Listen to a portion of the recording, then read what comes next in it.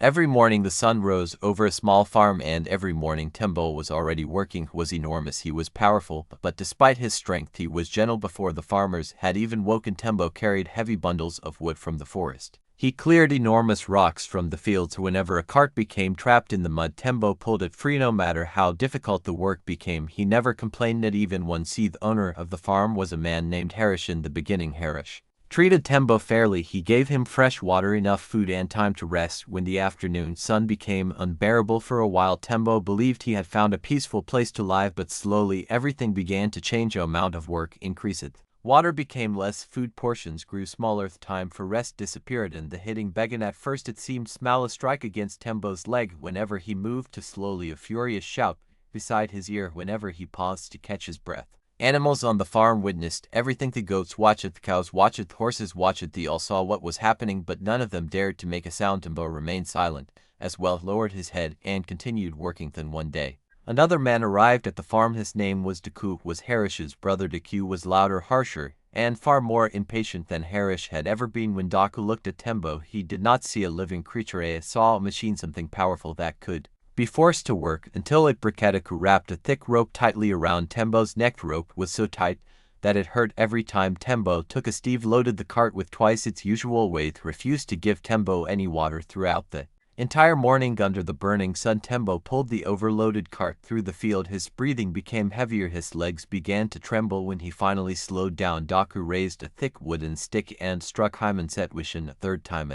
Other animals turned their faces away. They could not bear to watch. Tembo did not cry out, did not fight back. He simply stood there and felt every blow. Deep inside, a quiet thought formed within him. This pain Israeli will not forget it. At night, Tembo stood alone beneath the dark sky. He did not sleep, looked across the farm and studied everything around him. The enormous wooden fence stretched in every direction. Behind it stood the goats, behind it stood the cows, behind it stood the horses. Every one of them was trapped just like him. Tembo turned toward the storage house. Inside, Harish kept everything he valued, at his grain, his tools, his money. Tembo looked again at the wooden fence that held the entire farm together. Then something inside him changed. Did not become furious, did not begin shouting, became completely quiet, not weak, not afraid. Dead. Following morning, Harish and Deku came outside earlier than usual. They needed Tembo for the largest job of the season. A massive load of timber had to be brought from deep inside the forest. It was a job that only Tembo was strong enough to complete. It was a job that would earn Harish and Deku a great deal of money, but Tembo was not standing at his usual post, was waiting beside the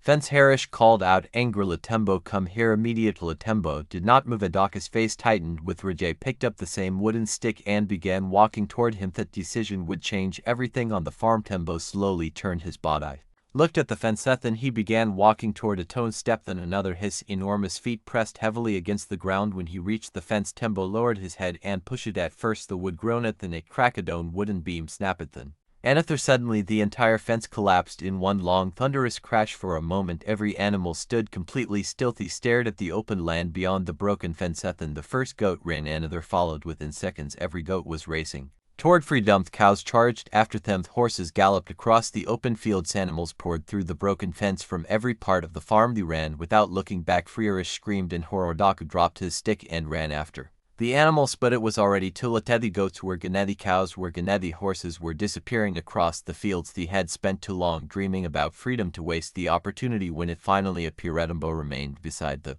broken fence and watched them escape. When the last animal had disappeared into the distance, he slowly turned toward Harish. For a moment they looked directly at each other. There was no anger in Tembo's eyes, there was no hatred, there was something far more powerful. Understanding had taken Tembo's peace a little more every day. No, in one single moment Tembo had taken away everything that held the farm together. Then he turned away, he walked away from the farm, away from the rope, away from the stick, away from the shouting. His steps were slow, steady. Porfus' head remained high, his eyes stayed focused on the open land before him, did not turn around at even one scene. This is what you must remember: Tembo never demanded wealth, never asked for comfort or special treatment. All he wanted was clean water, enough food, time to rest, and a small amount of respect. That was all. But when even those simple things were taken from him, everything changed. Perhaps you know someone like Tembo Simeon, quiet, so mean, patient Simi, who continues giving even when nobody appreciates it. Simeon, who works, helps, sacrifices, and silently absorbs more pain than anyone realizes. Never confuse that silence with weakness. Key people often carry the heaviest Burdens they do not complain because they are strong, they do not react because they value peace, but strength has limits, patience has limits, and when someone who has carried everything finally decides to put it down, they may not put down only one burden, they